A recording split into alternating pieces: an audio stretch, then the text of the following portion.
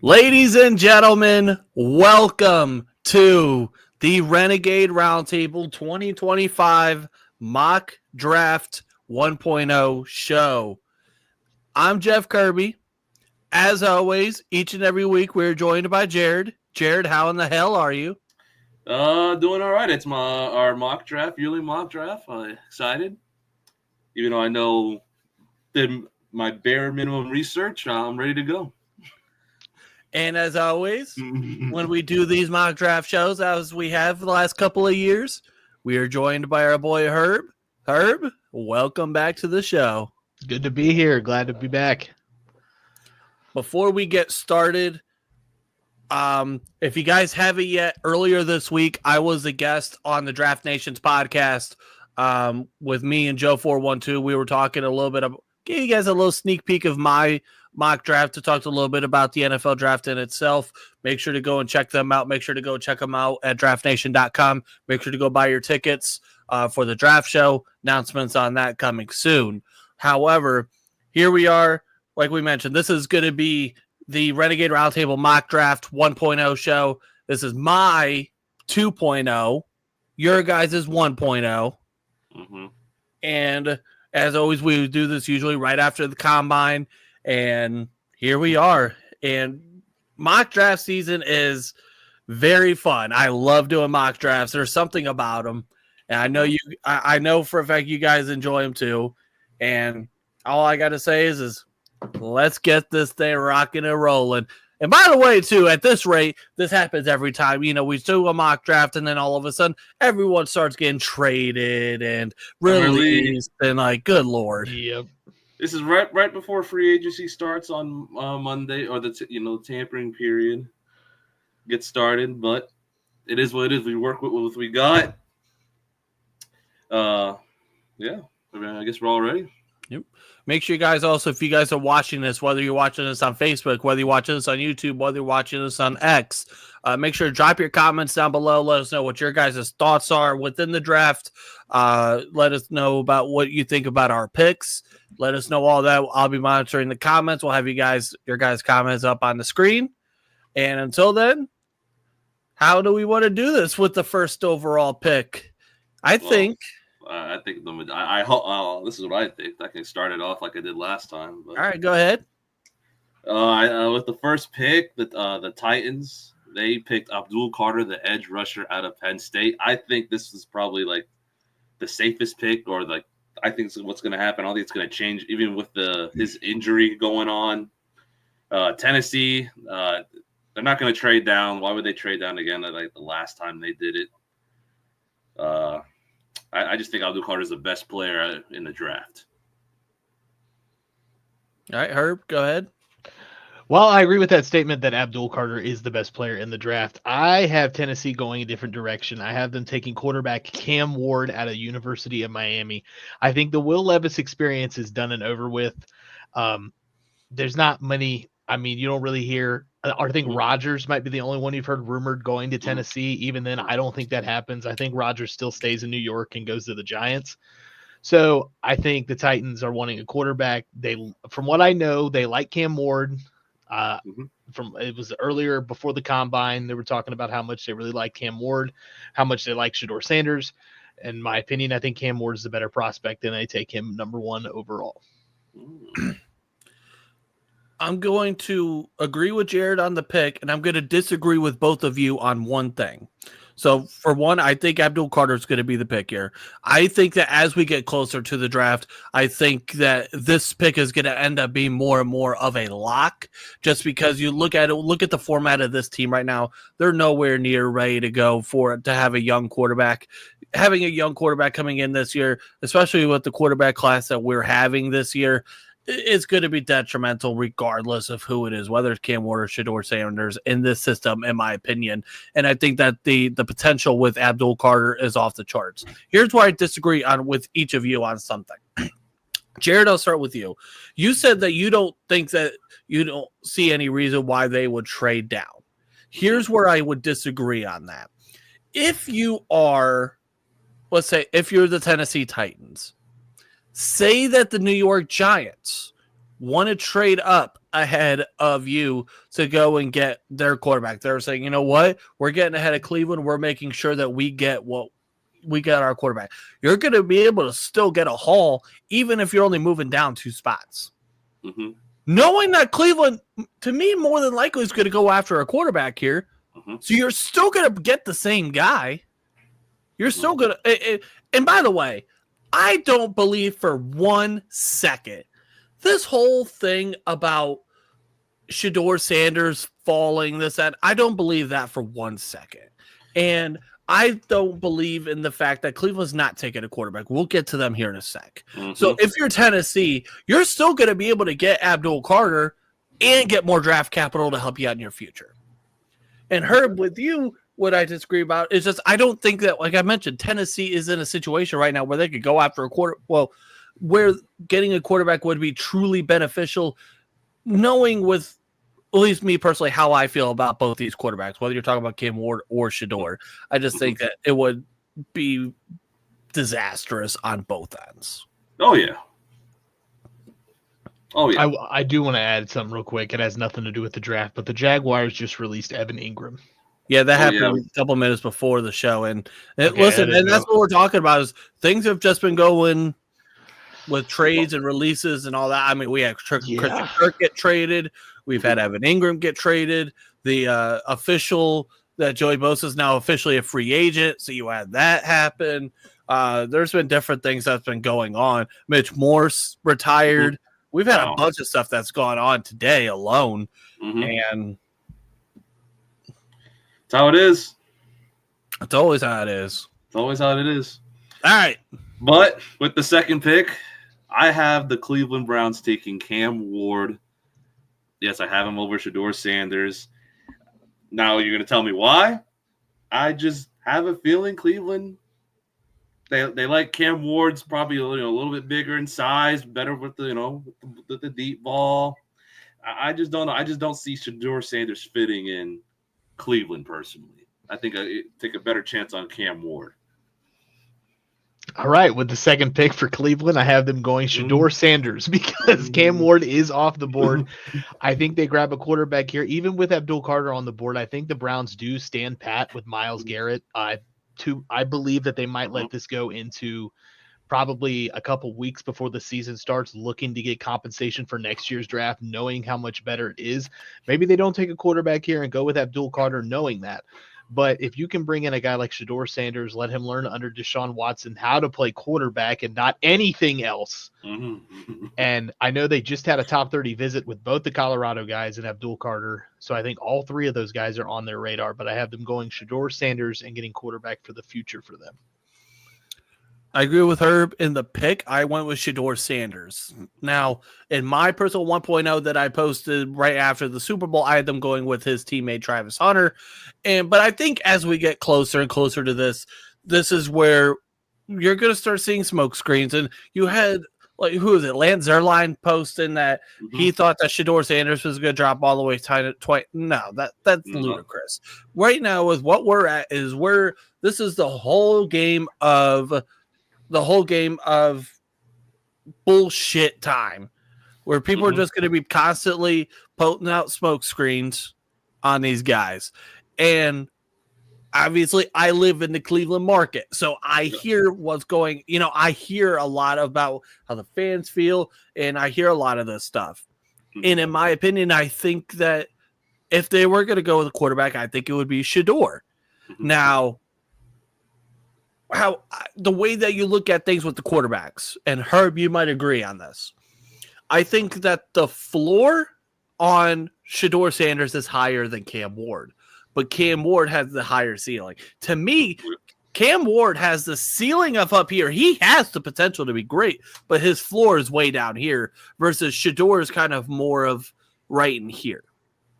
And let's see what Kevin Stefanski can do in terms of being able to develop a young quarterback here. Now, obviously, you're going to have to deal with the off the field stuff with Dion, but I mean, apparently they don't care about off the field issues. Yeah, I was going to say there's an organization that doesn't care about off the field issues. It's them. And the one thing you got to think about too is if you're Andrew Berry, I always hear fans say, listen, just take a quarterback next year, which makes sense because the quarterback next year, the class next year is supposed to be good. Mm-hmm. The only issue is you have to look at this also from Andrew Berry's standpoint. Andrew Berry doesn't have the time. Andrew Berry doesn't have a good year. He's gone. Yep. So this has got to be a desperation, not this desperation, but not in a necessarily bad way, because they need a quarterback and they need a cheap quarterback. And here you go. You get a young, cheap quarterback that you could develop and hope that you could trust Kevin Stefanski. So that's where I'm at with the Browns. Well, yeah, Browns have a lot of things they got to work on. It's unfortunate, but it's the Browns. So we're going with the third pick here, the New York Giants. I went with Travis Hunter from Colorado. I think the Giants are going to get a quarterback in free agency. Let it ride out. Now, you're going to ask me who? I don't know. It could be Aaron Rodgers. Could be Justin Fields. Could be Russell Wilson. Could be Sam Darnold, for all I know. Bring back Daniel Jones. No way it's Daniel Jones. But Travis Hunter, helps you on the defensive side, and and a sprinkle on offense packages out. Like I said, that's the one thing I'm really curious about. How's Travis Hunter going to be implemented on? He's going to be mostly on defense, 100%. I think Kirby talked about it last week. I think Hunter's going to play defense and then have like 20 snaps and be on offense, like special packages. So, but I just think the Giants are going to get a free agent quarterback more likely this year. I agree. I have Travis Hunter here as the third overall pick. I think I almost guarantee they get a guy like Rodgers or Russell for at least 1 year to bridge something till next year, seeing how good they do. Just let it ride for a year. But with a talent like Travis Hunter still on the board after the first two picks, you got to grab him. Whether he's going to play defense or offensive side of the ball, it kills a need both sides. Mm-hmm. I think when you're looking at where this team is, it's a similar situation where I don't think I could see a situation where they don't draft a quarterback here, because while yes, again, looking at next year is I think the Giants will look at this and say, hey, we might be able to get something out of Cam Ward here. And I think with Stafford going back to the Rams, I think that really transitioned my thought process of what was going to be going on with the Giants. They have there's other free agent options out there, but to me, it doesn't sound appealing for what this team needs now and in the future.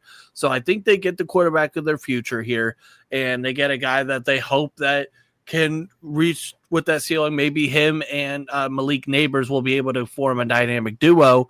So that's kind of where I think they're going to end up going. I think they just end up going with the quarterback here and Cam Ward. Okay. All right. Number 4, the New England Patriots. I went with offensive tackle Will Campbell from LSU. Drake May, protect your quarterback of the future. You can't really say much about that. Drake May was getting better as he gets more reps. You need someone to protect him on his blind side. Can't get him killed. I went a lot of back and forth with this pick between Will Campbell and Tetairoa McMillan, with them tackle and wide receiver probably being the two biggest needs for this team. But this wide receiver market and free agency is just, there's several older talent veterans that Drake May could throw to perfectly. That Patriots have the most cap space. But on the flip side, the tackle market, it's not that bad, but it's not as girthy as the wide receiver market. So you got to bring in a guy who you could put in at tackle or you can put in at guard. And I believe Will Campbell is the pick here as well. We're going to go 3 for 3 here. I also think that Will Campbell is going to be the pick here, the first offensive lineman to come off the board on all of our drafts. They need to protect the quarterback. That's always the biggest thing too, is when you get a young quarterback, you got to protect him at all costs. And the thought of like what you mentioned, Herb, about drafting a receiver, I wouldn't be fully shocked if they wanted to do that, because why not try to get him a weapon? But like you said, with the free agent market that there is with the wide receivers, it's harder to get your a franchise tackle in free agency versus wide receiver. You can get guys. It's easier to get wide receivers. It's not that hard. It's not that easy to get your franchise tackle in free agency, and I think that's what you get here.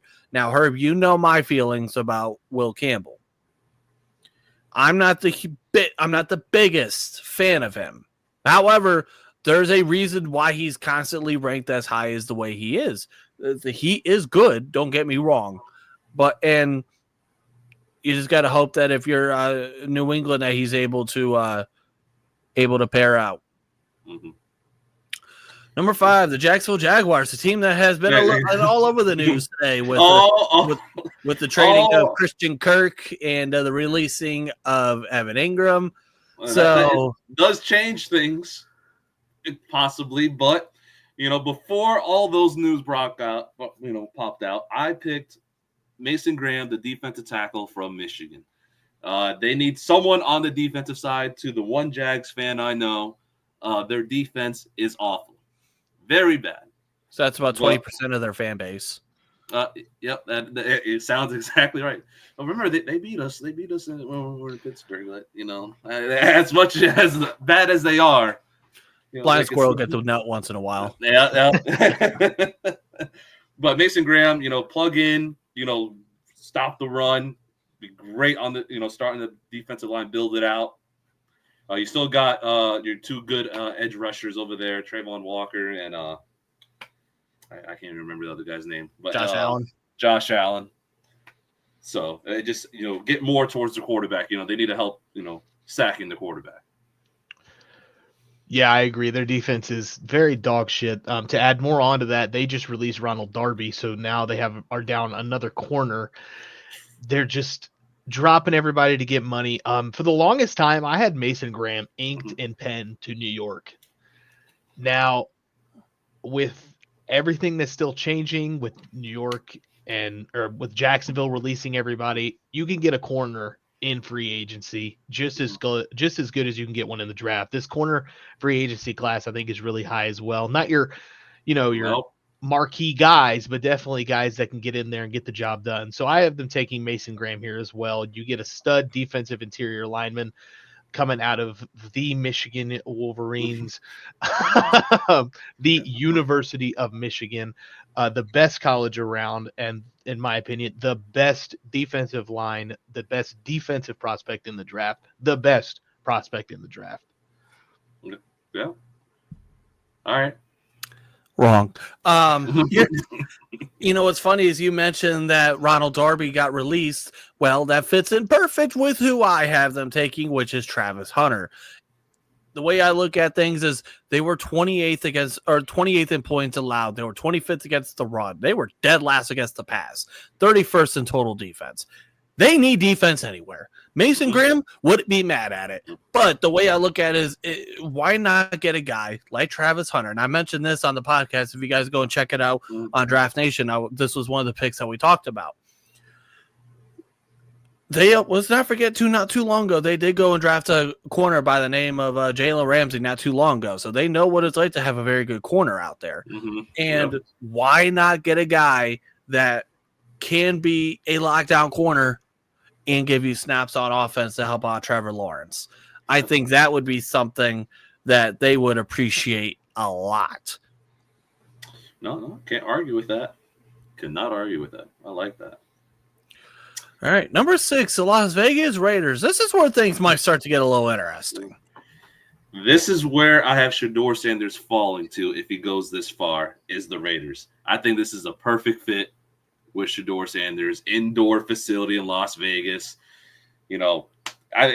Perfect situation, and maybe Dion can come up coaching in the future up there. I know Pete Carroll's going to be the coach for the Raiders, but it'll be a great shot, great spot for Shedeur Sanders, and the Raiders need a quarterback, and no question about it. I agree. They need a quarterback. I have them going Jackson Dart here at picks. I'm just kidding. Jackson Dart's not going this high. They do need a quarterback. They're kind of sitting in no man's land here at pick 6. So if they want one of those top guys, I think they're going to have to trade up. I have them going Tetero and McMillan. Maybe I know they're rumors broke out that there's no interest between, Russell Wilson ending up in Vegas, but maybe they get a quarterback that could be a bridge to next year. They're honestly going to have probably a top 2 or 3 pick next year anyways. So you tank for Arch, build up the wide receiver core while you can with Tet still on the board, and pick a guy that will be great down the road. Oh, yeah. I went with Ashton Genty, number 6 overall to the Las Vegas Raiders. Free agency starts next week, and I do think they're going to end up getting one of the quarterbacks that's out there in free agency. They got Brock Bowers last year. You bring in now Ashton Genty. You start to try and build your young core of offensive weapons. And Pete Carroll knows what it's like to have a great running back, unless you're in the Super Bowl on the 1-yard line. I'm sorry I had to do it, but I just look at it with the way the kind of player that Ashton Genty is, the way that he's a wrecking ball of a running back, the way that he has the vision that he has, the way that he doesn't go down on first contact. I think he is a special player, and I look at things and say, hey, here you go. You get yourself a very, very, very good running back, and you start to build a young core of offensive weapons for potentially them getting their quarterback next year, where then their situation would be a lot better to get a young quarterback. And see, I want to add on to that. I predict that with free agency starts, if Najee doesn't sign a long-term deal with Pittsburgh or any deal entirely, I think he ends up in Vegas. Interesting. Wouldn't be surprised. That's like so one of those, I went back and forth with Ashton Genty here as well. All right, number 7, the New York Football Jets. I have no idea what to pick with the Jets on here, so I just went with Tyler Warren, a tight end from Penn State. I have no explanation. I think they're going to get a quarterback out of free agency because I don't think they're going to, Aaron Rodgers is going to be gone after, June 1st. Now, which quarterback? Could be anyone. I just, whoever gets them a weapon. Jared Sanchez is signing as the quarterback of the Jets. Yep. So with the Jets pick here, I have the slide ending now. I have Abdul Carter out of Penn State going to New York. I know they've got several needs, quarterback, defensive interior, DB that they need, but I think when you see a guy like Abdul Carter still on the board here at 7, you grab him, no matter what. I don't blame him. I went for the Jets with Mason Graham from that team up north.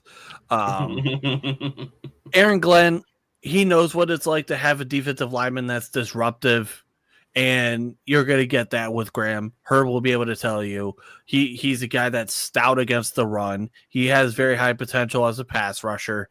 I think that he's going to be very good. Now, Herb, this is something that I told you about a month and a half ago, something that I got a little rumbling, a very rare rumbling from someone that I know within that program that told me that you might have to watch his he can get a little lazy at times.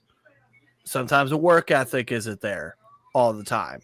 So that's something you're going to have to manage. But, I mean, we've seen guys like Brian Persee have that same issue too, and he's been just fine. So, but it is something that you want to monitor, something you got to watch for. But other than that, I think that the Jets would love to have Mason Graham, and Mason Graham is going to be a very good fit there, even though I don't like that school. Number 8, the Carolina Panthers. I went with Ted McMillan for this pick for the Panthers. Helps out Bryce Young, give him a weapon. Helps, pair him up with Leggett. And Bryce Young was showing improvement, you would say, and towards the end of the season. Not major, but was showing improvement. Give him a weapon, give him some help, and hopefully the Panthers be better than last season. I have them going on the opposite side of the ball and taking a corner here. Somebody who I've seen shoot up draft boards, Jahdae Barron corner out of Texas. While personally, I don't have him over Will Johnson, but I could understand why people do. He's shot up draft boards, I think, probably over the last month and a half, and I could see Carolina grabbing themselves a DB and beefing up their defense. Well, one thing I do agree on with Herb with what he said is that I agree that I don't think that he's better than Will Johnson. I think Will Johnson is the better corner, and that's hard for me to say being an Ohio State fan, but I digress. However, where my process is, I agree with Jared in the pick. I think it's going to be Ted McMillan here. I see a lot of people talking about the Panthers going after defense here. However, offensively, your wide receiver core is not that great. You have a retread version of Adam Thielen. You have Xavier Legette, who you drafted last year. You traded back up into the first round to go and get. He's good, but he's not a number one wide receiver. And if you want to really help the potential for Bryce Young, why not get him a guy that the area code is the catch radius? Why not get him someone that has been able to produce? He had 1,300 yards the last 2 years. He's been able to do a lot, and it doesn't matter the whole speed. Everyone, he doesn't have that elite speed. Doesn't matter when he's 6'4", 6'5", in the way that he's able to play. That dude is silky smooth, and he's going to be very good. And I would love to see this for the Carolina Panthers. Cool. Number 9, the New Orleans Saints, where this is just absolute crapshoot of a pick. I don't know. Like I said, I said the teams that I don't know who to pick. It's always the Saints. Number 1 versus 32. I went with an edge rusher because it could be any edge rusher, and they'll need Cam Jordan's getting older, but I went with Michael Williams, the edge rusher from Georgia. Just someone to help, on the line. Like I said, the Saints, they could go anywhere with this pick. They got a lot of question marks. I feel really bad to be a Saints fan. I'm glad I'm a Steelers fan. I'll tell you that much. I don't know. We have just as much question marks. Probably not as much, but we definitely got some question marks on our side of the ball, but not like New Orleans or the salary cap hell that they're in either. I agree. I also have edge rusher going right here. I have James Pierce Jr. out of Tennessee. I know his draft stock kind of tanked a little bit during the season. He didn't have the best season in Tennessee, but he was, before the season started, was argued to be a number 1 overall draft pick. I still think the talent's there. And I think because Cam Jordan's not getting any older, or not getting any younger. Mm-hmm. He is getting older. So if you can get a guy that pair on, at least get him in there as soon as possible, a young guy like James Pierce, mold him into what you like out of Cam Jordan and get a defensive stopper, I think at least they'll be fine on that side or that position. But there's still so many holes on this roster. Mm-hmm. Yeah.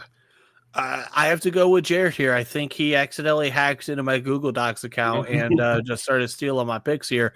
Or he saw my mock draft already on draftnation.com and just said copy paste. No, definitely not. No, but I did also go with Michael Williams here, the edge rusher from Georgia. You look at last year, they were 20th in sacks in 2024. They declined their 5th-year option on Peyton Turner. Cam Jordan is 99 and a half years old. So they need someone to pair opposite, and I think that he's going to bring some versatility on where you could play him on the defensive line, and I think that he's someone that, well, yes, they're going to the well again on defensive linemen. Remember, not too long ago, they went with the guy from UTSA, Marcus Davenport. They went with Davenport in 2018. Then they went with Peyton Turner. Now here they are again, going to the well again on defensive linemen. But they need someone, and I think Michael Williams is going to be able to play that position at a high level. Yep. Number 10, round out the top 10 with the Chicago Bears. With the 10th pick, the Bears select Kelvin Banks Jr., the offensive tackle from Texas. You saw Caleb Williams got sacked too many times this past season. Yes, horns down. But, they need someone to protect Caleb Williams. And part of it's on Caleb Williams. Don't get me wrong, but they need their offensive line is not been great at all. And they need someone to help them out. Yeah, I agree that they do need somebody to help out with Caleb Williams. I also have them on the offensive side of the ball, grabbing Ashton Jeanty, running back out of Boise State. I personally don't think Ashton Jeanty gets out of the top 10. I think Chicago is probably the last place, the place where he falls and gets picked. If you can put him up behind Caleb Williams, at least behind that newly reformed Bears offensive line that they've been doing, I hope Chicago can get back to their winning ways, because it would just be awesome to see a guy like Caleb Williams with Ashton Jeanty being able to succeed in Chicago. And I hate Green Bay. Green Bay is probably my least favorite team in the NFL aside from AFC North rivals. But so it'd be nice just to see Chicago beat up on them. Question: why do you hate the Bears, or why do you hate the Packers so much? It's a lot of personal reasons with I feel people like- in my life and Oh. people in my wife's life. Okay, understood. All right. Well, in this case, I went with Calvin Banks. I went with the offensive tackle from Texas. The Bears have to do a little bit of more work on their offensive line. And like Caleb mentioned, Caleb Williams, or like what Jared said, Caleb Williams took a lot of sacks last year. Again, wasn't all on the offensive line, but it's also not all on Caleb Williams either. And they need to make this a priority for this team. You can kick Banks inside. You can have him play guard, and he's going to be a day one starter. And then if I'm not mistaken, the right tackle within the next year or two is going to be a free agent. Then if you want, you can kick him out to the tackle position. But I think right now this gives you that flexibility where you can start him day one, and he'll be a contributor for your team day one. Mm-hmm. Number 11, the San Francisco Niners. I agree. Yeah, the 11th pick, I went with Will Johnson, the corner from Michigan. I just need some. I don't know why. You're gonna ask me why? I just picked someone on defense to help them out. Before they released Javon Hargrave, maybe they could go defensive lineman. You can go an offensive lineman. But I just think Will Johnson's the best corner out right now in the draft. Still, in the top 10, 11. I think you take him. I think they ultimately end up re-signing Javon Hargrave for at least a cheaper deal. I have them going on the offensive side of the ball, drafting Armand Membu, tackle out of Missouri. Trent Williams isn't getting any younger. They need to get that offensive line. Might as well get some ones that don't cost a fortune. Get them in the draft, because you're getting ready to pay Brock Purdy. You already paid Brandon Ayuk, who you're already looking to trade. So their team is nowhere near Super Bowl caliber as it was. But I think if they get a guy in here that can protect Brock Purdy, it's a good starting point. I think once again, Jared hacked into my Google Docs account, because once again, I also have them going with Will Johnson, the cornerback from that team up north. I think the return of Robert Saleh as their team's defensive coordinator, and they have 2 expiring contracts in the secondary. And to me, that just screams, let's help out the back end of this defense. We all know Saleh had Sauce Gardner. We know how good he's been for them. And so why not try and get that lockdown corner for Will Johnson, who I know the 2024, Herb, you mentioned this, the 2023 tape for Will Johnson is very, very real. And I think he has the ability to be that lockdown corner and someone to really help out there in the future in the secondary. Mm-hmm. Number 12, the Dallas Cowgirls. With the 12th pick, the Dallas Cowgirls. This is where I think he would fall the furthest. Ashton Jeanty, the running back out of Boise State. Fits with Dak Prescott. They need a running back. I don't know what else the Cowboys are going to do. If Jerry Jones is actually going to go all in this season, or he's not. If he's going to re-sign some players or not. He did re-sign his defensive player, which he did something. But other than that, I think they need a running back. Yeah, Dallas has got a lot of needs here. I've heard some rumors that they're all out on a lot of their free agents, their own. So shout out Rich Eisen. Yeah, Rich Eisen did say that. Rich Eisen, shout out. So I see them adding onto the defensive side of the ball. Mike Green, edge out of Marshall. This kid is just fucking nuts, man. His tape is just insane. And when you get it's a perfect, or not perfect fit, but it's a perfect need for Dallas to get you an edge rusher, to pair him up with Micah Parsons, beef that defensive front up with a guy like Mike Green. I went with on the offensive side of the ball, but I went with Armin Membu, the offensive tackle from Missouri. And I think with the retirement of Zach Martin, I think that leaves a huge hole in this offensive line. Membu has been someone that, if you're talking about offensive tackles that can kick inside, I feel like Membu's kind of the number one guy that we've talked about when it comes to that. So kick him inside, and he's going to be immediate starter. And I think their new head coach, Brian Schottenheimer, is going to love him day one. So I think they need to fill that hole that Zach Martin he's been an anchor on that offensive line for a decade. I think they need to try and find that again, and I think they might get that in Armin Membu, the tackle from Missouri. Number 13, the Miami Dolphins. I went with Tyler Booker, the guard from Alabama. They need some help on the interior for Tua Tagovailoa.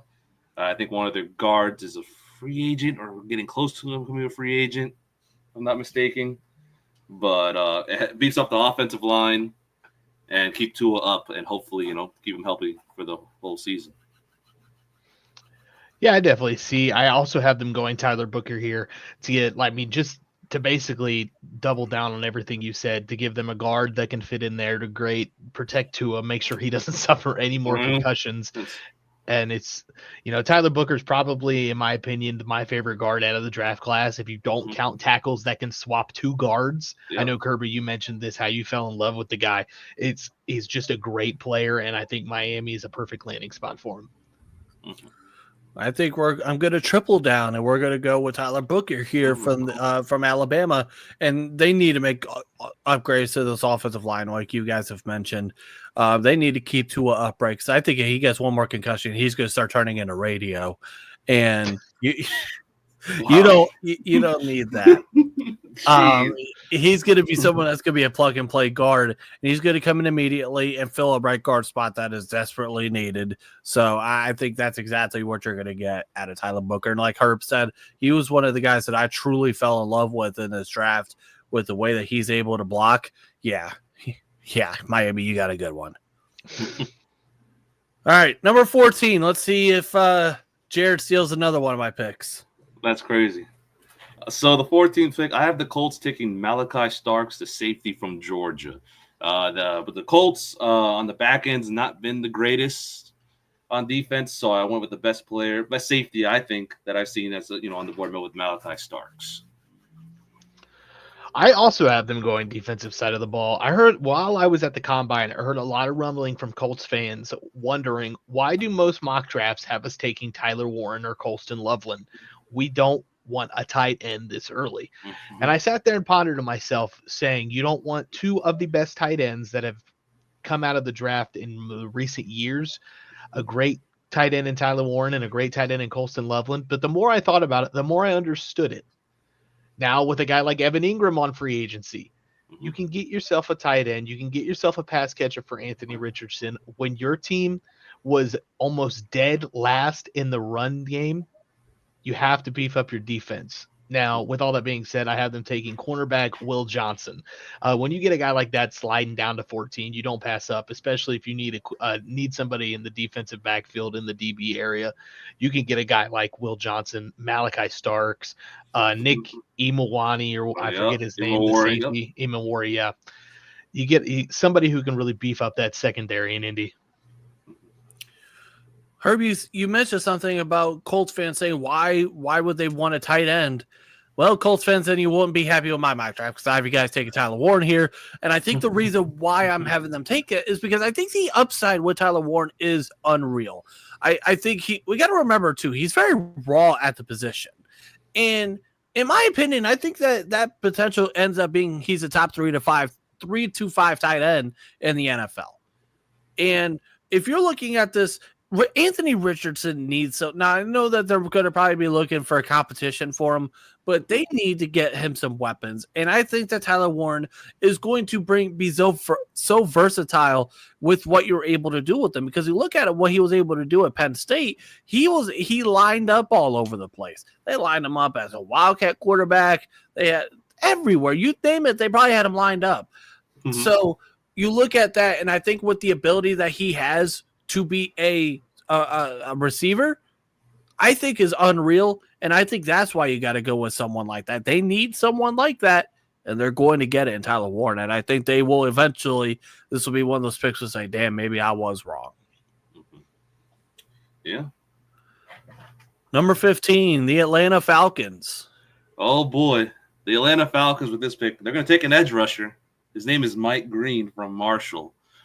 Boy, hope the Titans hit on an edge rusher. I think they're one of the bottom teams in sacks. Not getting to the quarterback, and this would definitely help out their defense potential. Hopefully, I can't say much more. I feel like every other year the Falcons go with an edge rusher, and it just has not panned out for them, unfortunately. I also have them going edge rusher, but I have them going with a hometown boy and Michael Williams out of Georgia. Like you said, they need to hit home on an edge rusher. They need to hit home. They need to get somebody who can get back to the quarterback and beef up their defense, because nobody on that defense in Atlanta, aside from Jesse Bates, really scares me in any way. Once again, Jared steals another one of my picks, because I also have them going with Mike Green. And you mentioned about how they were lower in size. They were 31st at getting to the quarterback last year.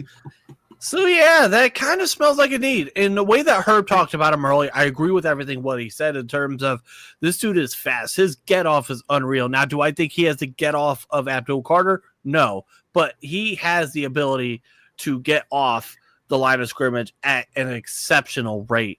And he's going to be someone that's going to get to the quarterback quick, fast, and in a hurry. And I feel like the way that we talk about Minnesota with corners is the way that we talk about Atlanta with edge rushers. We always talk about they need an edge rusher. They never take one. I think this is the year that they finally take one, and they get a very good one in Mike Green.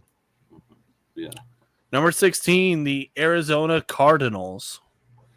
I went with James Pierce Jr., the edge rusher from Tennessee. I don't know why.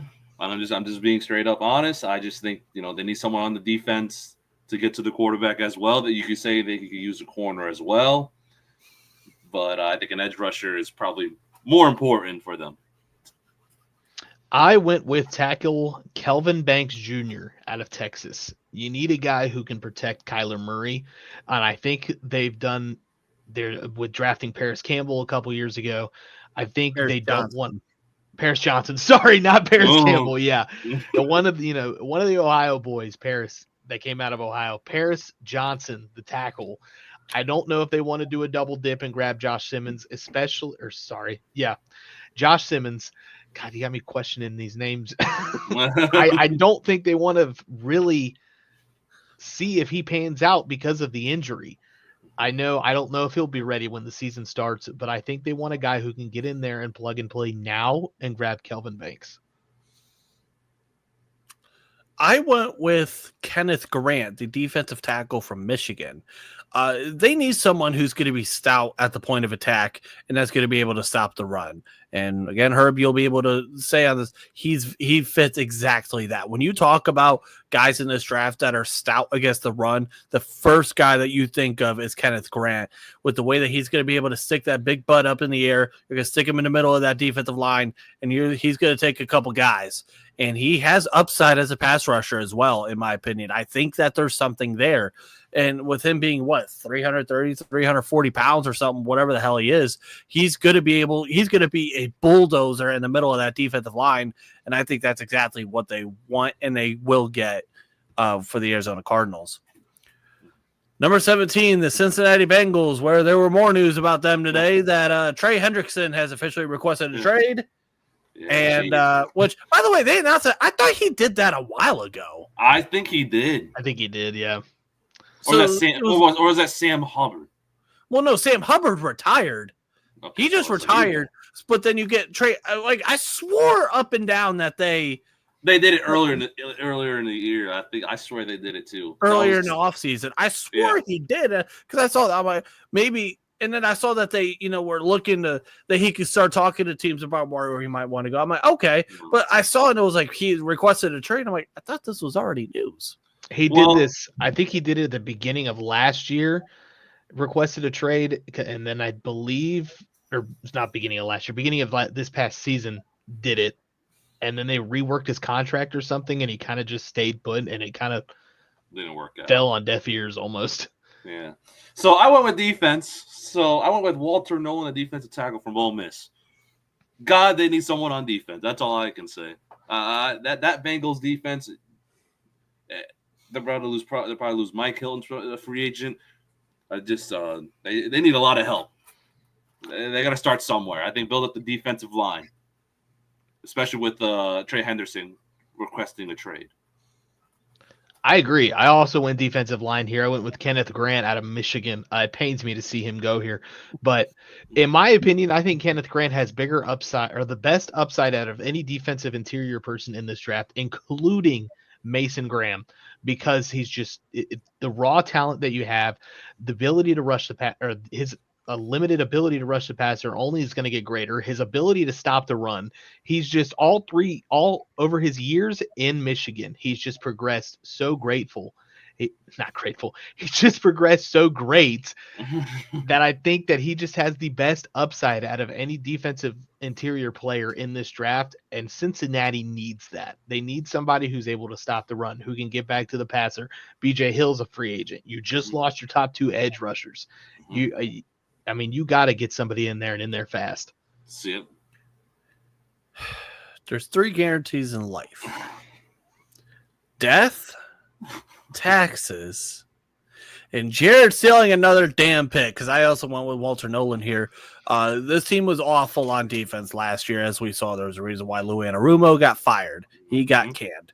Then they also have 3 defensive tackles alone heading into free agency.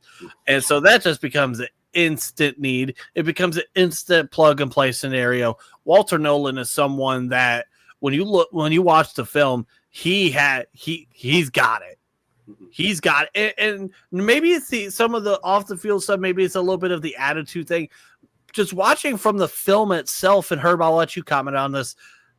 I wonder why he's fallen the way. When you look at the film and what he's able to do, he was someone that I was very, very impressed with. Yeah, I don't understand why he's fallen so far either. He's just an amazing talent. He's honestly probably my defensive interior 3, my D tackle 3. He's just, I don't get why he's fallen either. I would have thought the Senior Bowl would have helped him a lot. Oh my God, yes. But I don't understand why he's fallen either. There must be something under the wraps that we don't know about. He must have some off-field issue. I don't know. Mm-hmm. Number 18, the Seattle Seahawks.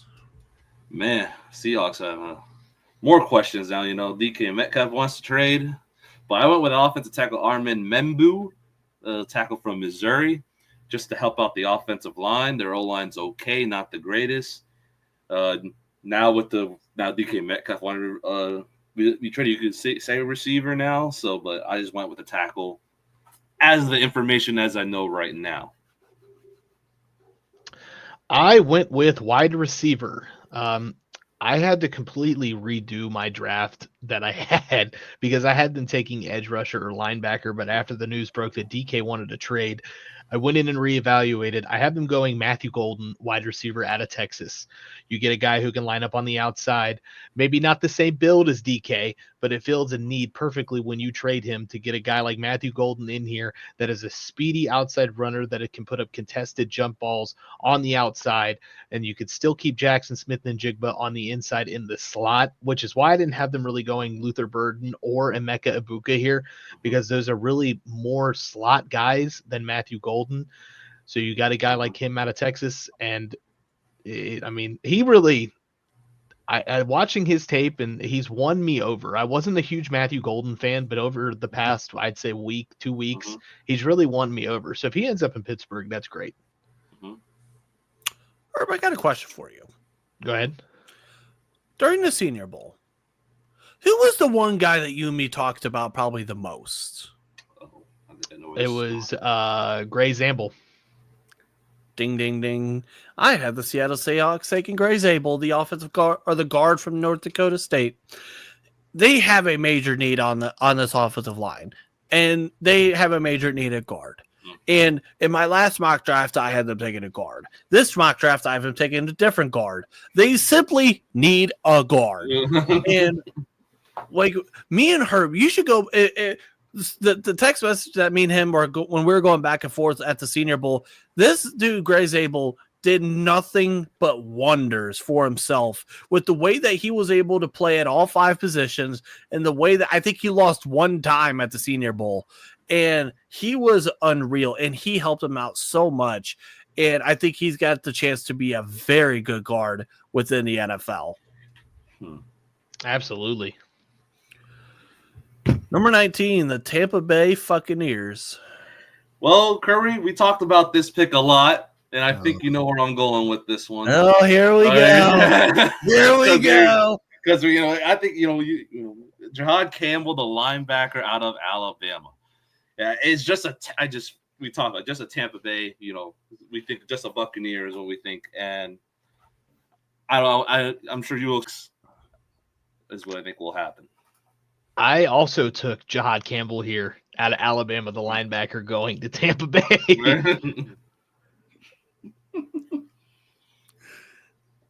Well, I think we all know that I was going with that. I think we all knew that I was going with Jahad Campbell here. The off-ball linebacker from Alabama. Listen, Levante David and KJ Britt, they're both scheduled to be free agents, and that's going to leave a glaring hole in the middle of this defense. Campbell's rangy. He's instinctive.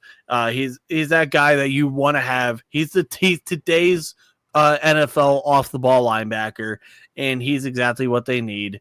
And I've talked about this ad nauseum, where I say if there's one pick that I'd be willing to bet Jared's life on, it would be this pick.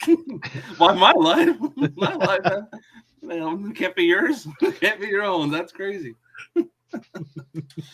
I got plans next week. Oh, okay. Okay, so 20th pick, the Denver Broncos.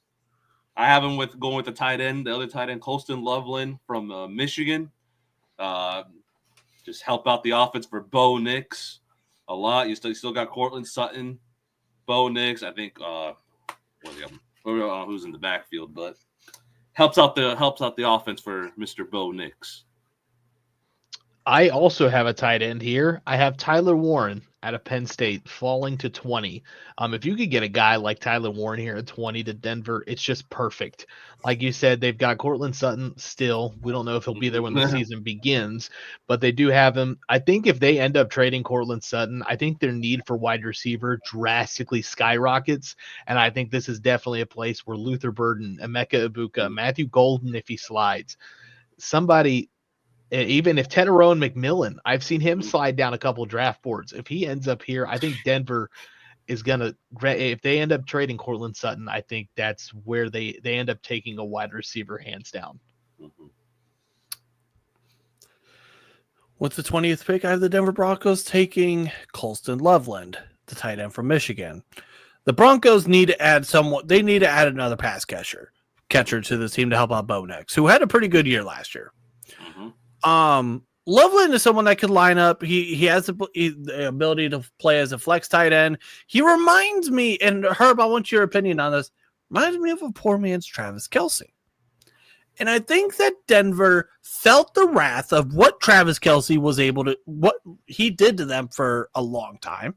So why not get your own version of that? I would agree. I do. I see the comparisons for a poor man's Travis Kelce, and with suffering from Travis Kelce two times a year for the past 8 or 9 years, something along those lines. He got drafted in what, 13? So so a little over 10 years. And yeah, it's just, you get a guy like Colston Loveland in there for Bo Nix. Sean Payton is oozing at the mouth to get the season going. So real quick, a little bit of news that happened a little bit ago. The Commanders are re-signing Bobby Wagner to a 1-year deal. Cool. Bobby Wagner? Oh, I thought you said who. No, I said cool. Good for them. Good for them. All right. The pick we all wanted to hear. Oh boy, here we go. I think you guys know who I'm going to pick here. The 21st pick, I want this pick to happen. I think, it's the safest pick. Emeka Egbuka, wide receiver from the Ohio State University. I listen, like I said, bust proof. Put him in the slot. Helps out whoever's our quarterback. I'm praying it's Justin Fields. I agree with everything you just said. I have Emeka Egbuka here as well, wide receiver out of Ohio State. He's just, when you see an Ohio State wide receiver on the board and you're up to pick and you need a wide receiver, you do not pass up. When you look at their track record at wide receivers, it's astonishing. As much as I hate to say that, but with Emeka Egbuka on the board, I don't care if you got to push somebody out of the slot for him to get in the slot, or you teach him how to run on the outside. You get Emeka Egbuka. Like you said, he is bust proof. Played with Will Howard, played with CJ Stroud. He had these quarterbacks that, granted, CJ Stroud looks great in the NFL, but I don't think Will Howard is going to turn out to be that amazing. He's going to, the chemistry with Justin Fields is going to be there with them being Ohio State boys. Maybe, they never played together, but they have that alumni chemistry, I believe, because I truly believe Fields will be the quarterback we sign, whether it's a 1-year or 2-year deal. If you bring in Emeka Egbuka, I think that just even skyrockets Justin Fields' ability to throw the ball with a safe option at wide receiver. So I have the Steelers taking Ryan Fitzgerald. He is a kicker from Florida State. No, I'm just kidding. No, I'm just kidding. Now, I also have them going with Emeka Egbuka here. Listen, they haven't drafted a wide receiver in the first round in 19 years. They haven't done that since they drafted, another Ohio State wide receiver in Santonio Holmes, where I think we all appreciate him. Yep. There's a glaring need for a pass catcher with this team. And whoever will be throwing the ball to him, like you guys have both said, is probably going to be more of Justin Fields, which I would rather that be the case than Russell Wilson, in my opinion. And they need someone outside of George Pickens. And even then, his future is in question. So Egbuka, and like Herbie mentioned, I've been talking about this for a while, where I think he's quote unquote bust proof because of his ability to get open, with the way that his movements are just so silky smooth, in the way that he's able to do the dirty work as well. I think you could teach him to play outside as well. I think he's mostly a slot guy. And listen, slot guys are not a bad thing yet. And one thing too is he's 6'1", so I think he has the ability to do that, and I would like to see them try to implement a little bit of Roman Wilson as well and put him in the slot. He's someone that's willing to do the dirty work as well. So I think when you start adding in those guys, and then still Calvin Austin is going to be Calvin Austin. So yes, I think this is the kind of pick that would really help out this team. It's just the wide receiver room be so much better. So much better than what we had that season. It's just, oh man, just ugly to see. Except we're probably going to end up drafting a running back, and we're going to hate it. No, please. Tyler Shuck, the quarterback out of Louisville. I can't believe we're bringing him in on a top 30 visit. I don't. It blows my mind that they think that he's top 30. I don't get me wrong. I like Tyler Shuck, but top 30, absolutely not. Real quick before we continue on here. Someone who was supposed to be on the show today, Hunter, is commenting, saying, well. He texts me and goes, listen, Jeff, you kind of pissed me off. I hate you, and I'm not doing the show. He says, you will take Kyle McCord at 21 and like it, and that's exactly what I'm talking about. Now, see, I wouldn't mind taking – now, Kyle McCord at 21 is terrible, but I would not mind taking Kyle McCord in the back end of the draft. His combine, man, I have fallen in love with this guy over the draft process. He looked amazing at the East-West Shrine Bowl. He looked in the practices. He looked great at the combine. I think he looked the best out of his group, in my opinion. I would love to bring in Kyle McCord. I know it's only the first round. Do we get a quarterback at the end of this draft? The draft. I think at some point, maybe around 6 or 7, I think we toss a pick out there. Okay, Fuck I'm just curious, because I don't, a lot of questions are going to be answered next week, and I can't wait because I want this to be done and over with. By the way, too, I forgot to do it. Emeka Ibuka from the world famous national champion Ohio State Buckeyes. Oh, here goes this guy's gonna pull out his Mickey Mouse ass fucking. Hey, you know what? Though? I will say this: me and Herb are able to do this. Jared, what is your team's national championship hat? Well, I don't think it's ever gonna happen. What was it, like 2017? They went undefeated and called themselves national champions. Yep. The national champion Ohio State Buckeyes. Yes, sir. But let's hope. Let's say, well, hopefully our prayers will be answered next week. So, on to pick number 22, the Chargers. I went with Kenneth Grant, the defensive tackle from Michigan. I think now they released another, they released Joey Bosa. Has a hole on the defensive line. It helps somewhat. And then the Chargers have a lot of cap now with releasing him. I think they're going to pay a wide receiver. I think they're going to get someone in free agency as a wide receiver, most likely, like a Devontae Adams. Maybe they go for DK Metcalf. But I think Kenneth Grant will be, it's a Michigan guy. Of course, Jim Harbaugh likes Michigan guys, so he draft one of his own guys. So I always give myself an excuse when I buy jerseys for other teams, and the Chargers are always one I'm able to excuse myself with Jim Harbaugh being there, with their quarterback having the same last name as mine. So I have another Michigan guy ending up here in Colston Loveland, which I just need for the jersey collection personally.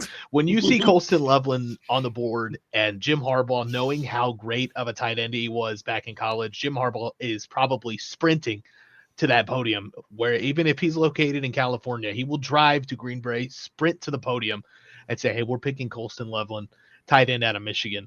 and I like the pick with Kenneth Grant. I think ultimately, if there's a Michigan player still on the board, I think he ends up in LA 100%. I agree 100%. Whoever's there, he's taking. Well, my draft, all the Michigan guys that would be first round guys are gone. So his hopes and dreams of that ain't happening. However, he reaches for Josiah Stewart. Well, yeah. Speaking of a Stewart, I have them taking Shamar Stewart, the edge rusher from Texas A&M. And listen, you know what's funny? In my writing, and I wrote this on Draft Nation on my mock. Listen, I was talking about how Khalil Mack is 34 years old and Joey Bosa were going to be over 30 this year. Well, Joey Bosa's gone, so we ain't got to worry about him. Bud Dupree is not the Bud Dupree of the 1 year that he was pretty good. They need to get younger at the position. They need an edge rusher badly.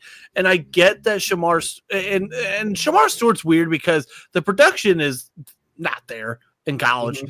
But when you watch the film, there's something there. Yeah. He has the ability to go out and produce. He just wasn't able to finish plays. So I think if you start to be able to do that a little bit more, I think that there's going to be something. Yeah. Number 23, the Green Bay Packers. The Green Bay Packers. I have them picking Jahdae Barron. I went with Jahdae Barron, the cornerback out of Texas. I think it'd be a great fit with the Green Bay in their secondary. They're, still not the greatest. I think Jair Alexander, I don't know how much longer he's going to be there, to be honest with you. So, that's what I went with. Now, I know one of their biggest needs is wide receiver, and Luther Burden is sitting here screaming at them, pick me, and Green Bay is going to be like, nope, we're going to continue tradition and not pick a wide receiver. So I have them going Shamar Stewart, edge out of Texas A&M. Basically everything that you just said, Kirby, to touch on. I mean, Green Bay adding somebody to the defense so they can get to the quarterback that is able to be there and beef it up, that defensive line. Now, I know, like I said, they have a glaring need at wide receiver. They probably had the second worst wide receiving core right above us. And I just don't think they do that. they're just not about taking a wide receiver in the first round. I know we said the same thing about Pittsburgh, but when you see an Ohio State guy, you take an Ohio State guy, a wide receiver. Mm-hmm. So I have a coworker at my new job, and he's a diehard Packers fan. Come to find out, he actually kind of watches and reads some of my stuff. So shout out to him. And so every time me and him are around and we get to have a conversation, we always talk about the Packers and we're talking about what they need. And he talks about how they desperately want a corner. And that's exactly what I gave to him. And I gave a guy that was a freak at the combine, and Maxwell Harrison, the corner from Kentucky. Listen, they have a major hole at that position. Well, Jair Alexander is seemingly out there. So they get the best cornerback off that's available off the board, in my opinion, at least. Whoever their best cornerback should be the pick here. In my opinion, right now, it's Maxwell Harrison. The dude ran what was that, a 4.29? Ooh, wow. He was unreal at the combine. And Herb, I know you were there and you had texted me. You're like, yeah, he's a lock for the first round. Well, he is going to be a first round pick here. And here you go. You get yourself a corner who is fast as shit. So I want to add on to that. Where I go and sit at the combine every year, it's right behind the end zone, but it's directly next to the family section. They have this one section divided strictly for family members, and Maxwell Harrison's family was there.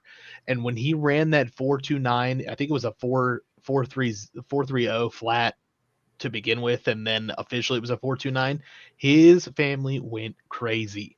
Because you're now normally not supposed to cheer during the 40s, but after when they run, you're allowed to clap and everything. But they went nuts, man. He had a whole crew of family members there. So he just blew that day out of the water. He showed up and showed out. Wow.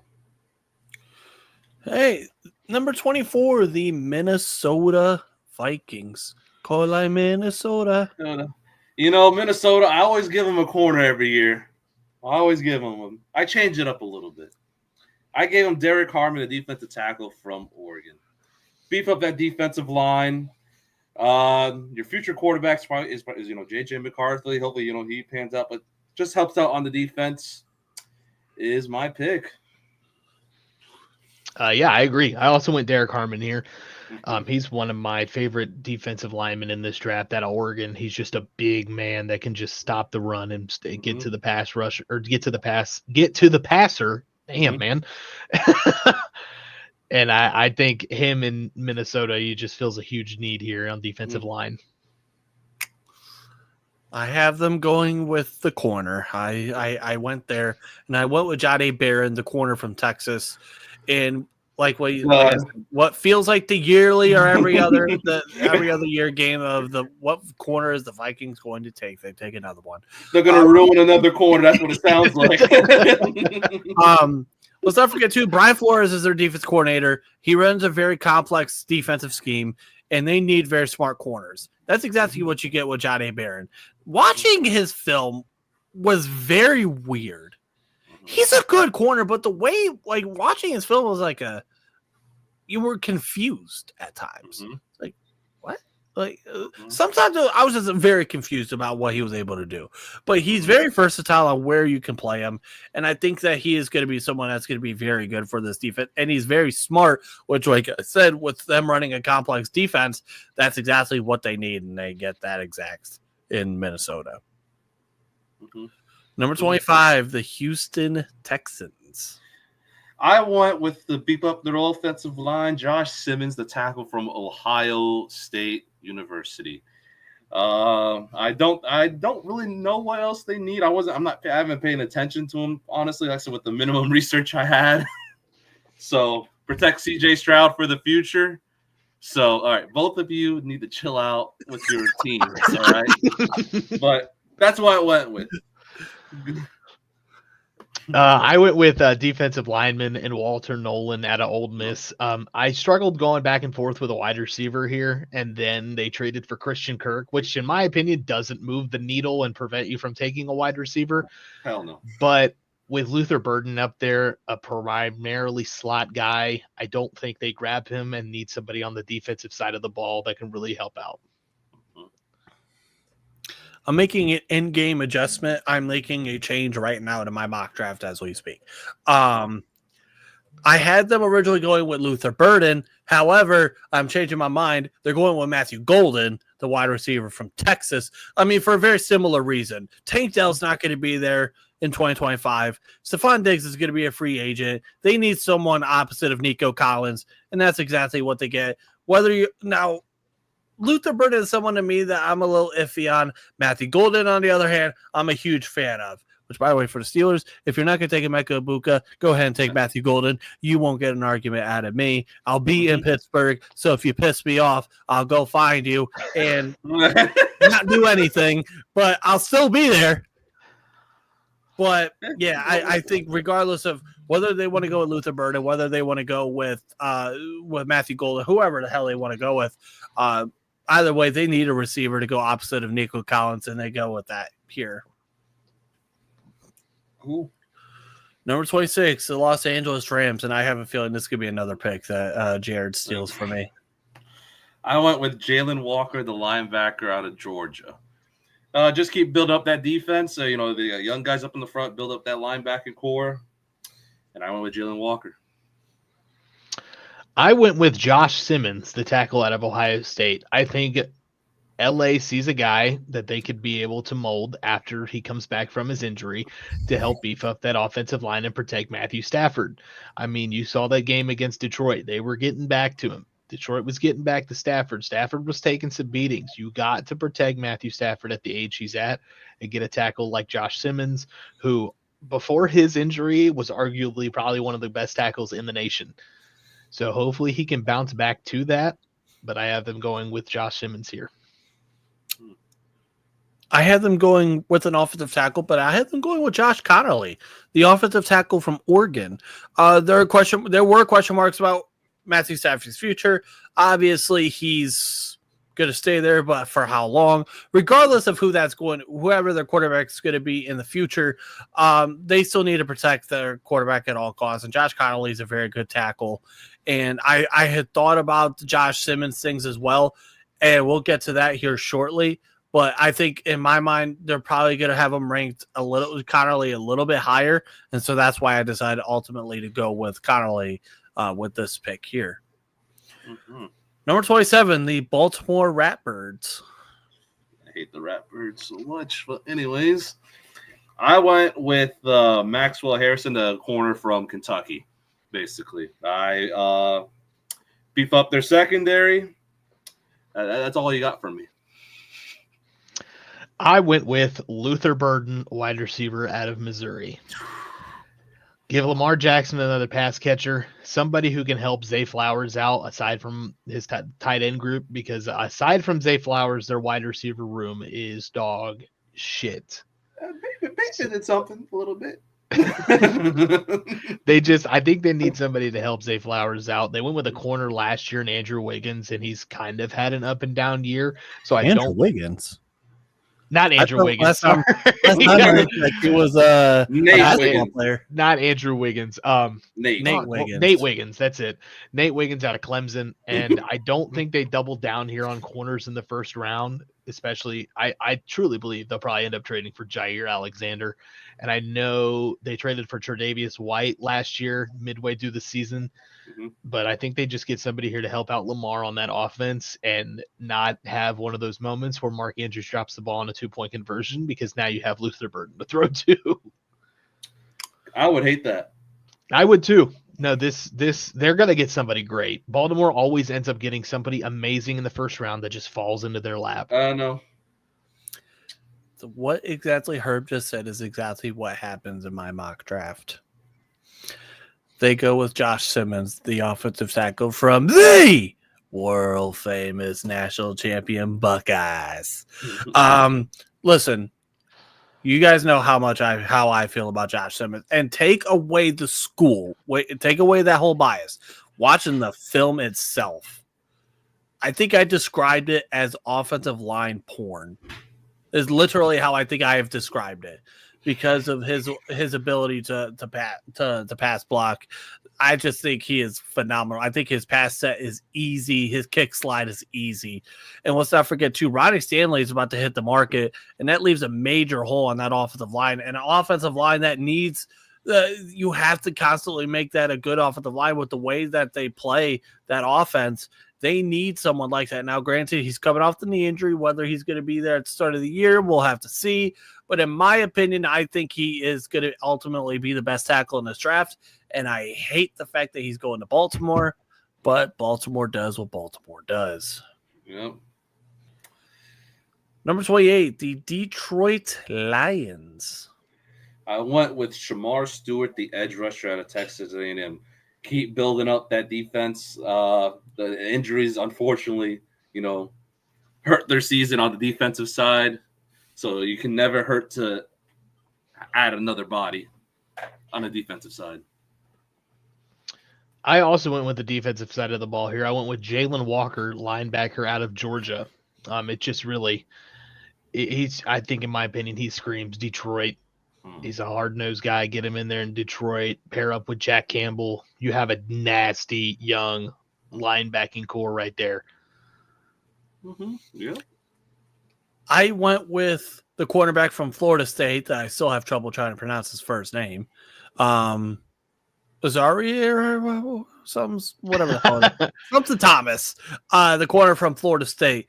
Listen, they were 30th against the pass last year, and that's simply not going to cut it. We saw what happened to them in the playoffs. If they want to get to the Super Bowl, they have to be better against the pass. And new defensive coordinator, Kelvin Shepard, he's going to be someone that's going to enjoy Thomas here. He's long, he's lengthy, he's someone that could be a very good press man corner, and this is exactly the kind of player that they need. Now, granted, I would not be surprised, nor would I wouldn't argue the fact that if they went with a pass rusher, would not be mad too. But the reason why I did it, and who's to say that they're even going to have this pick? Because who's to say that they're not going to try and be a real contender for Myles Garrett? Because I do think at the end of the day, they're going to eventually have to trade him. Because if you're the Browns, you're dumb not to trade him. He's sticking his foot in the ground. His feet are in quicksand. He is done there.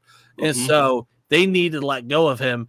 And I think the Detroit Lions are one of the few teams that will ultimately have very, very heavy interest in them. Mm-hmm. So who's to say that this will even be the Detroit Lions pick? But in this case, I don't really do trades like that. So, yeah, you can't really predict trades. It's kind of hard, I would think, personally. But. And who's to also say now that they might not be in the market too for Joey Bosa? Yep, and that's another thing too. He's a free agent out there. I think they're going to get someone a free agency or through the trade market at the edge rusher position. So I think that's why you go and help yourself in the back end. Mm-hmm. Number 29, the Washington Commanders. I went with safety Nick Emanwari out of South Carolina, just someone on the back end of the safety spot. They traded for Jesus, what's his name? They traded for Jesus? No, I forgot. They traded for a corner, the Saints corner now. Hopefully he's healthy. Marshawn Lattimore, that helps him a lot. Ohio State. Let's not forget, too, they also did trade for Debo as well. They also did trade it for Debo, which definitely helps Jaden Daniels and their offense. Man, look out for the Commanders this next season. I think they're going to be another, really, really good team this upcoming season.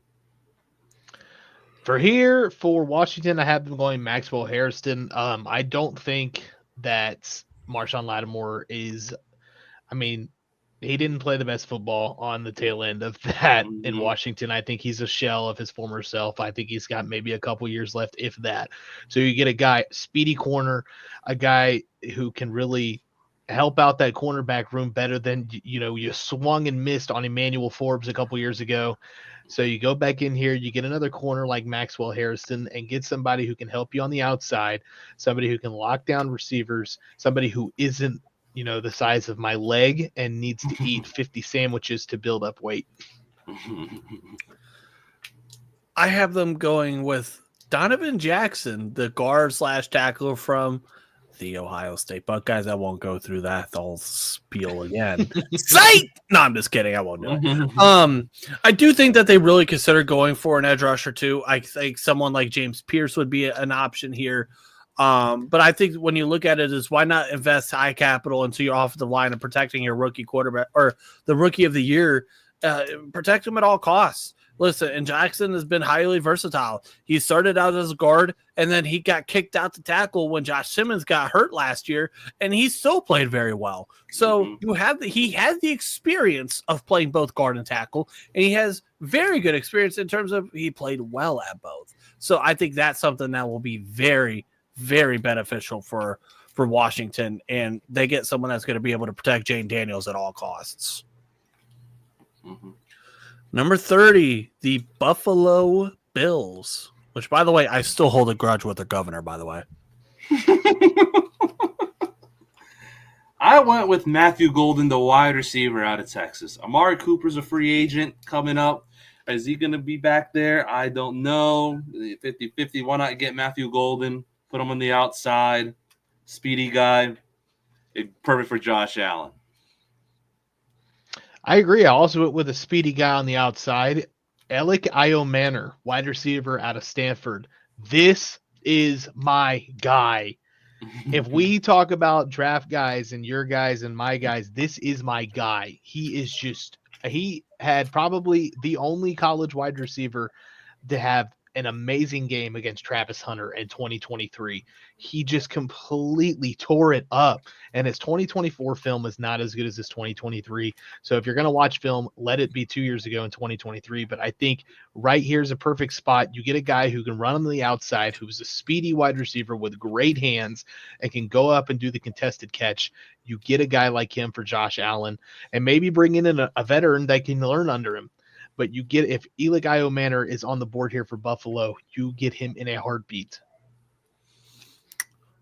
Well, in my opinion, I don't think they get him in a heartbeat because they're not even going on the offensive side of the ball. They're going on the defensive side of the ball, and Derek Harmon, the defensive tackle from Oregon. Because when you look at it, they have three defensive tackles going into free agency. They were all over 30, and three of them were all over 30. And so it smells like a position of need. And let's be honest here. There's two things with this team. Number one is they need someone that's going to be a perfect complement to what Ed Oliver does. With his ability to rush the passer, they need someone who's going to be able to stuff the run.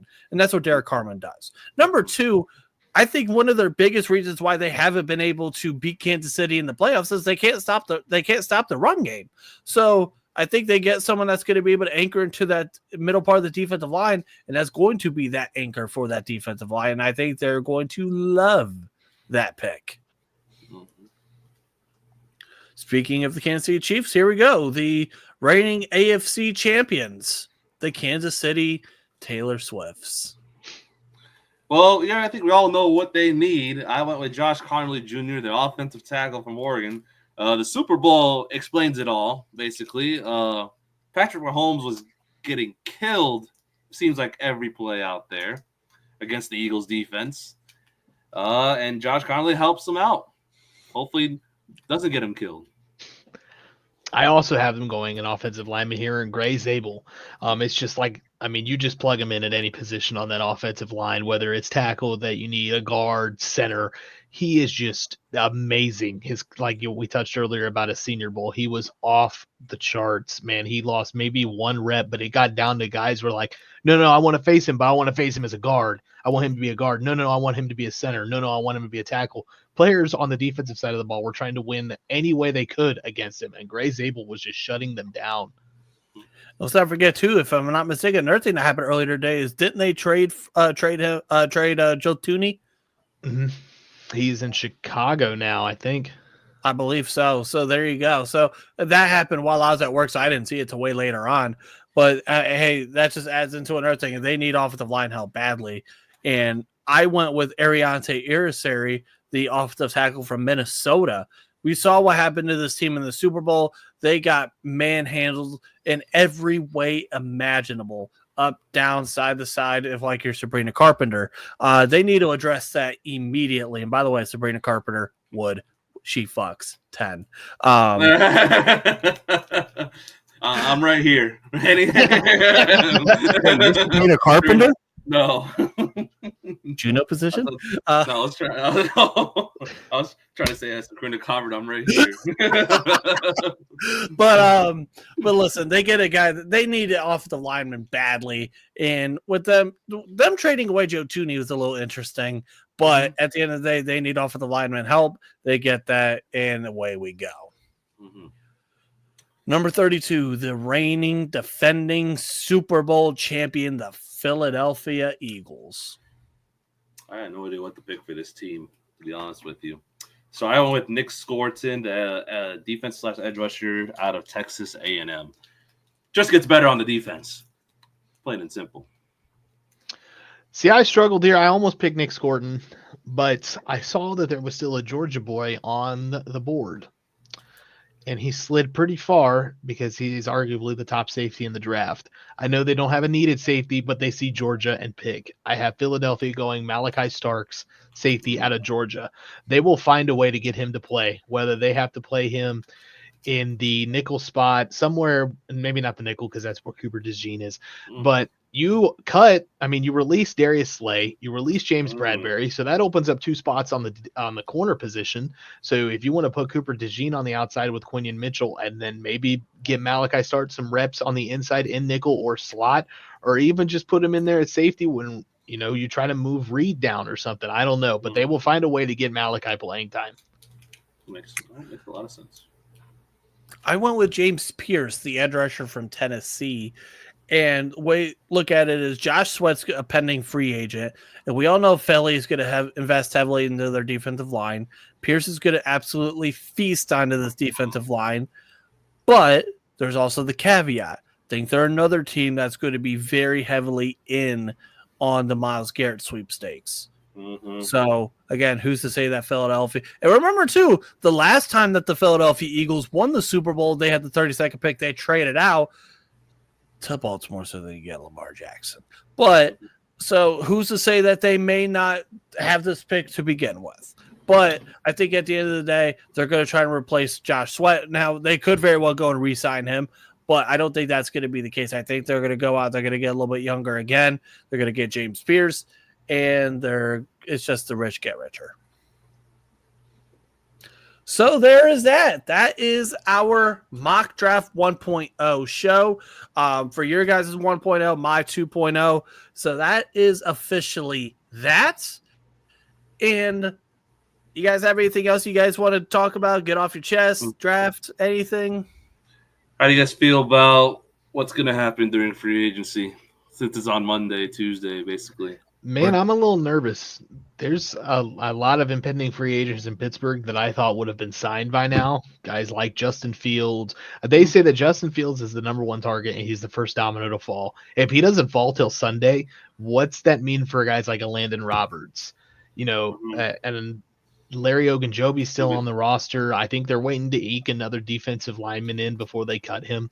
And Cordero Patterson's still on the roster. He's an aging sack of potatoes back there running the ball. It worries me a little bit of how quiet they've been re-signing their own free agents. It's Thursday, and they gotta extend TJ too. That's another thing too. I think that gets done before anybody gets re-signed. Wow, that's good. Yeah, well, I don't blame them. Yeah, that's true, but. It's a lot. I'm just I'm already. I'm sure you guys are. Excepting Najee's already gone. He's not coming back, unfortunately. I would love to have him back, but I don't think he's coming back. It's because we're drafting Travion Henderson in round 2. No, I wouldn't mind that. Yeah, get my guy RJ Harvey. Who? RJ Harvey from UCF. He's the running backs are pretty good. Pretty good. He had a decent combine. I'm going to be like the one meme right now. Okay. I know it's not going to happen, but I would love that to happen. Hey, I just think we should sign Donovan Edwards as an undrafted free agent or take him in the 7th round, and then Okay. Now why so he cannot take up a so he cannot make the 53-man roster? No, he would. He'd be starting running back over Jaylen Warren. No, I don't know about that, buddy. But alrighty. But yeah, I'm really curious of what's gonna happen we're all waiting on Justin Fields. Like, they were saying, oh, they prefer Justin Fields. I was like, why is it not done? Why have not they get this done already? Are they waiting for something else to be done? Or it's just, I'm just a little nervous. Like, what if we don't get Justin Fields? Did we have to go back to Russell Wilson? I don't want to go back to Russell Wilson, to be honest with you. Because that means we're winning. I think that'll be a 5-game winning season. The only way I would be happy going back with Russ is if you trade for DK. There's no way that's going to happen. I think I heard something yesterday from Benjamin Albright on one of his Twitter, whatever the things where he was talking to people. He did say, I think there's offers out to both Wilson and Fields, but they're low balls. So he said Aaron Rodgers could be a sneaky one for Pittsburgh if they go out and get him, which I don't mind if you bring in Devontae Adams. I know they didn't have great chemistry. I know they didn't have a great year in New York, but I mean, when you're in the Jets, you're never going to have a good year because the Jets are the Jets. So if you bring in Aaron Rodgers under Mike Tomlin with Devontae Adams, I think that offense is better, but I don't think it fits Arthur Smith's scheme.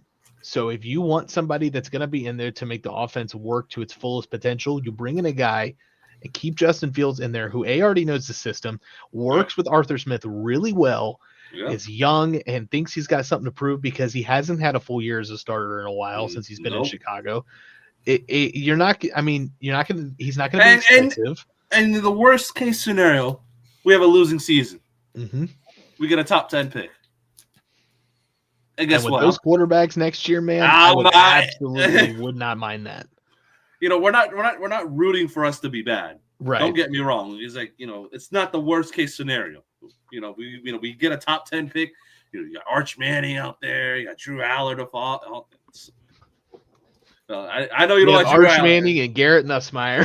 Yeah, Garrett Nussmeier. I was just saying names, but better quarterback class than this one, for sure. I heard rumblings that the Chiefs are wanting out on Patrick Mahomes. I think we're going to get that would be. They want that contract off the books. Dog. If you want another, here's what you got to do. If you're Omar Khan, just go into settings, make him a kicker, and just trade a conditional 7th-round pick for him. Put him back as a quarterback, and then you're good. That's like a Luka trade if that happens. Oh, my God. I would cry if Patrick Mahomes got traded, but it's never going to happen. Well, if Patrick Mahomes got on this team with George Pickens, and then we draft a receiver, you got Emeka Ibuka or Matthew Golden, one of those guys. And you got I think they still find a way to fuck it up. I hope. Say that. I hope not. But anyways, that's all I got. I'm a little nervous. I'm just excited that next week here in Northeast Ohio, the weather's gonna be nice and tough. That golf season is back. Oh my God. And that we have a boring race at Phoenix that Ross Chastain's going to go ahead and just blow the water out and take a win.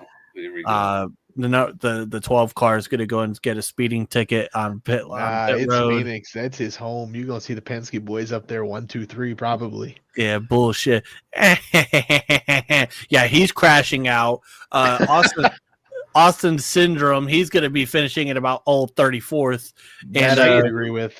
Well, and then what's going to happen is Blaney's going to go and catch another stray, and he's going to be minding his business and get caught in someone else's issues. More than likely, the fucker will be running second with 10 to go, and then get rear-ended by Hocevar or somebody. Ty Dillon just fucking cuts the track and just swerves that way and just plows into him for no reason.